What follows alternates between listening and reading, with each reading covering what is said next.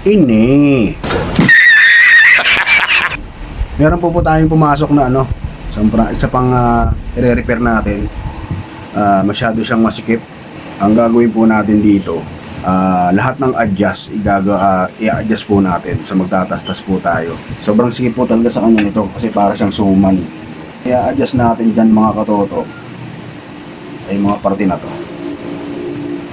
Ultimo sa kanyang braso dito o dito, muscle, balikat, sobrang sikip. O may a-adjustan pa tayo ng konti, konti. Kapag may sagad natin dito yan sa may malapit sa edging, so makakakuha pa tayo dyan ng half inches. Ang likod niya kasi sobrang sikip po ng balikat, maangat na yung tela. Kailangan din po natin yung na-adjustan, no? Dito naman tayo mag-a-adjust dun sa armhole, tsaka dun sa sa kanyang laylayan.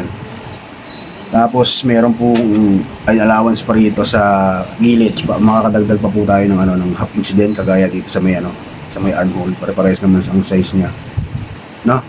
Tanggalin na rin po natin tong dart, yung dart na to, kasi isa rin yan sa nagpapaskip sa kanya. Alisin muna natin yung mga tahi, mga lock. Tatanggal natin yung lock. So umpisa na po natin yan.